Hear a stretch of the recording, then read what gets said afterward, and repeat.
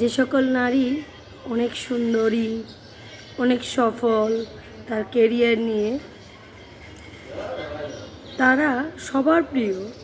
কিন্তু সমস্যা হচ্ছে তারা নিজের কাছেই নিজেই প্রিয় না। তাদের সংসার টিকে না, তাদের